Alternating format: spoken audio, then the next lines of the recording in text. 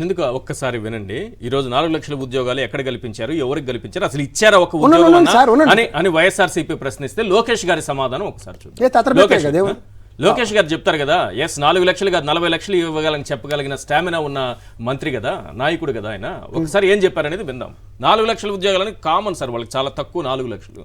40 లక్షలు ఇవ్వగలిగిన స్టామినా ఉన్నవాళ్ళు కదా. ఒక్కసారి వినండి ఏం మాట్లాడారు. గవర్నర్తో చెప్పించారు. నిన్న గవర్నర్ ప్రసంగంలో 4 లక్షల ఉద్యోగాలు ఇచ్చామని చెప్పారు. ఇప్పుడు ఏమంటున్నారో ఒకసారి వినండి ప్లీజ్. ఉద్యోగాల కోసం గవర్నర్ గారు చెప్పారు అధ్యక్ష, 9 నెలల్లో 4 లక్షల మంది యువతకు ఉద్యోగాలు ఇచ్చేసామని చెప్పారు అధ్యక్ష. ఎందుకంటే కల్పించబడినవి అన్నారు. అసలు ఏ శాఖలో కల్పించారు, ఏ కంపెనీలో ఇచ్చారు, ఎక్కడ ఇచ్చారో తెలియజేయాల్సిందిగా అడుగుతున్నాను అధ్యక్ష. ఇచ్చామని ఎక్కడ చెప్పాం మేడం? మేము ఇచ్చామని చెప్పలేదు మేడం. 4 లక్షల ఉద్యోగాలు ఇచ్చాము అని చెప్పలేదు. 4 లక్షల ఉద్యోగాలు ఇచ్చాము అని చెప్పలేదు. ఉద్యోగాల కోసం గవర్నర్ గారు చెప్పారు అధ్యక్ష, 9 నెలల్లో 4 లక్షల మంది యువతకు ఉద్యోగాలు ఇచ్చేసామని చెప్పారు అధ్యక్ష. ఎందుకంటే కల్పించబడినవి అన్నారు. అసలు ఏ శాఖలో కల్పించారు, ఏ కంపెనీలో ఇచ్చారు, ఎక్కడ ఇచ్చారో తెలియజేయాల్సిందిగా అడుగుతున్నాను అధ్యక్ష. ఇచ్చామని ఎక్కడ చెప్పాం మేడం? మేము ఇచ్చామని చెప్పలేదు మేడం. 4 లక్షల ఉద్యోగాలు ఇచ్చాము అని చెప్పలేదు. 4 లక్షల ఉద్యోగాలు ఇచ్చాము అని చెప్పలేదు. ఉద్యోగాలు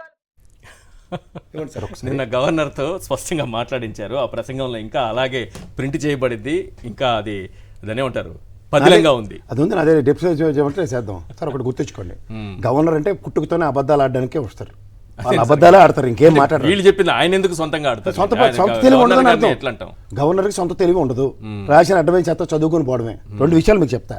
వీళ్ళు ఏం చెప్పారు సార్, ఉద్యోగాలు ఈయన 4 లక్షల ఇలాంటి వాళ్ళు ఉన్నారు కాబట్టి జగన్మోహన్ రెడ్డి గారు ఉండండి సార్. ఆ నెమ్మర్ లేదు సత్యం, మన 5 ఏళ్ళ పాటు సావాల్సిందే. అవునండి, జగన్మోహన్ రెడ్డి గారికి వీళ్ళు ముందు చూపు ఎలా ఉంటుందంటే, ఈయన విజనరీ కాదు ఆయన విజనరీ. ఎలా అంటే ఇలాంటి వాళ్ళకి అర్థం పర్థం రాదని చెప్పి బైలింగ్వల్ లాంగ్వేజ్ ఇటుపక్క తెలుగు ఇటుపక్క ఇంగ్లీష్ ముద్రించాడు. అర్థమైంది? అర్థమైన లక్షల జీతాలు ఇచ్చి ట్రాన్స్లేటర్లు పెట్టుకుని పాష్ ఇంగ్లీష్ రాస్తే ఇలాగే ఉంటుంది.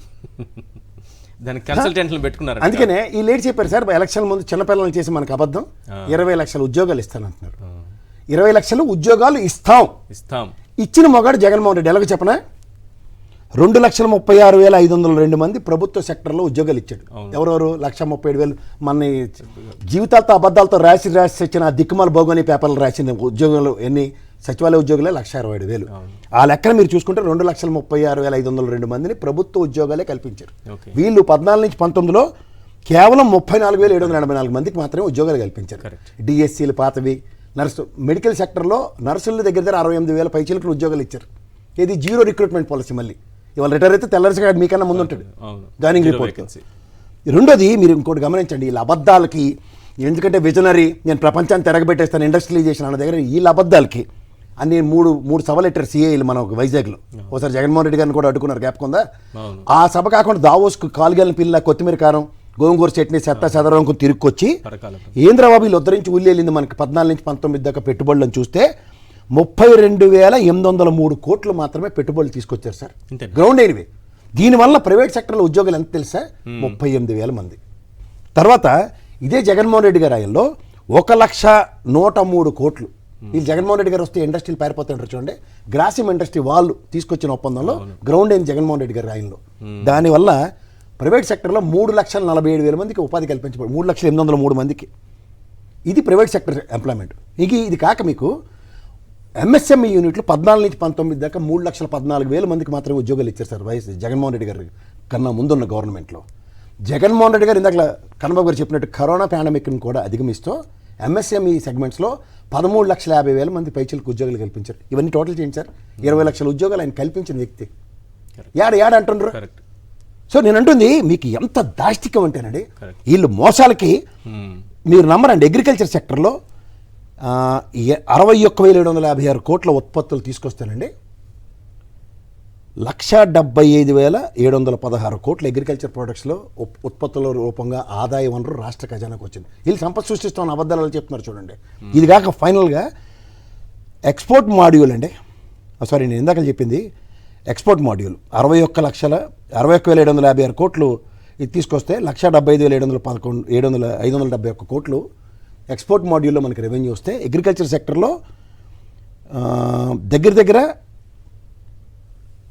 54,816 కోట్లు వాళ్ళు సంపాదిస్తే ఏది 14 నుంచి 19 దాకా 19 నుంచి 24 దాకా దగ్గర ఆయన అగ్రికల్చర్ మినిస్టర్ కూడా చేసినట్టుకున్నారు 85,816 కోట్లు అండి. ఇది ట్రాక్ రికార్డు. సో దీనివల్ల ఏమంటుంది, ఒక పక్క సంపద సృష్టిస్తూ, ఓ పక్క సంక్షేమం చేస్తూ, ఓ పక్కన ఉద్యోగ కల్పన కల్పిస్తూ, ఆదాయ వనరులు రాష్ట్ర ఖజానాకి కరోనా పాండమిక్ సిచ్యువేషన్లో కూడా ఈ విధంగా చేస్తే వీళ్ళకి చేతకాక మీకు లేటెస్ట్ డెవలప్మెంట్ చెప్పిన ఫైబర్ గ్రిడ్ చైర్మన్ రాజీనామా చేసేటండి GV Reddy. Whether you believe it or not, ఆయన పెట్టిన ప్రెస్ మీట్లో ఇప్పుడు మేము రూపాయి 9 నెలలు బట్టి ₹1 దమ్మిడి తీసుకొస్తే దీనికి అన్నారు. ఎందుకంటే రెవెన్యూ సోర్సెస్ అంటే ఇప్పుడు ఉదాహరణకి మీ అపార్ట్మెంట్ కనెక్షన్లో అనుకోండి అని ఏపీ ఫైబర్ గ్రిడ్ పెట్టేశారు. So there is no option to explore.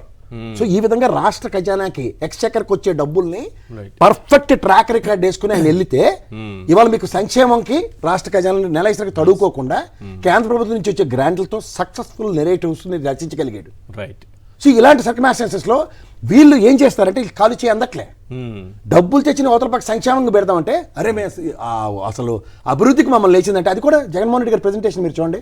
13,516 కోట్లు ఎంత ఇన్ఫ్రాస్ట్రక్చర్ కానీ అగ్రిగేట్ ఖర్చు పెడితే 18,916 కోట్లు ఖర్చు పెట్టాడండి ఇన్ఫ్రాస్ట్రక్చర్ మీద. మీకు కావాలంటే ప్రతి 2,200 మంది ప్రజలు ఉన్న గ్రామాల్లో ఇన్ఫ్రాస్ట్రక్చర్ డెవలప్మెంట్ చేసి చూపించాడు. ఇది కాక 3 పోర్ట్లు, ఫిషింగ్ ల్యాండింగ్ సెంటర్లు, ఫిషింగ్ ప్రైవేట్ పరం చేస్తూ 10 పోర్టులను అంతర్జాతీయ స్థాయిలో అభివృద్ధి చేస్తామని చెప్తున్నారు.